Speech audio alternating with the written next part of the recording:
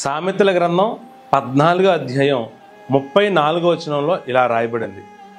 నీతి జనములు ఘనతకెక్కుటకు కారణం, పాపము ప్రజలకు అవమానము తెచ్చునని.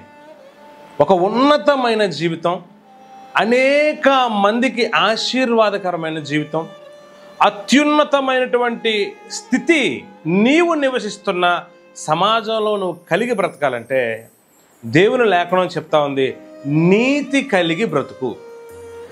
నీతి నుంచి మనలను తప్పించటానికి సాతాను ఎన్నో ప్రయత్నాలు చేస్తాడు. వాడు ఎన్ని ప్రయత్నాలు చేసినా నీతి నుంచి ఎట్టి పరిస్థితుల్లో తప్పవద్దు. కొన్నిసార్లు నీతి తప్పితేనే మనం డెవలప్ అవుతాం అనే ఆలోచన మనకు రావచ్చు. కానీ బైబిల్ వాక్యం సత్యం అండి. నీతిగా ఉంటేనే మన బ్రతుకు ఘనతకెక్కుద్ది. మనకు తెలుసు యోసేపు జీవితం.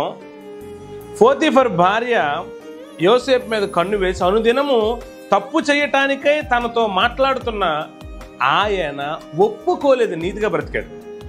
ఇంకొక నీతి విషయం ఏంటంటే, యోసేపులో పోతీఫర్ యోసేపుని చెరసాలలో వేసేయాలనుకునే టైంలో యోసేపు నోరెత్తి, అయ్యా నీ ఇంట దాసుడిగా వచ్చిన క్షణం నుండి ఇప్పటి వరకు ఒక అన్యాయం కూడా చేయలే, ఒక తప్పు కూడా చేయలే. నేను నీతిగా బ్రతుకుతున్నానని నీకు తెలుసు, నువ్వే చూసావు. అందుకనే నీ ఇంటిలో ఏమున్నదో లేదో నీకు తెలియదు, అంతా నాకు బాధ్యత అప్పగించావు. నేను ఇలాంటి పని చేస్తానంటే మీరు ఎలా నమ్ముతున్నారయ్యా?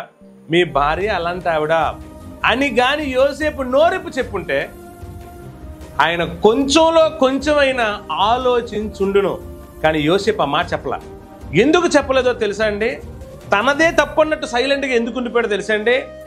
ఆ ఆడబిడ్డ జీవితం, పోతీఫర్ భార్య జీవితం, ఆ కుటుంబ జీవితం పాడైపోకూడదు అని కోరుకున్నాడు. యోసేపులో ఇది మరొక కోణంలో నీతి కలిగి ఉన్నటువంటిగా స్థితిగా మనకు కనిపిస్తుంది.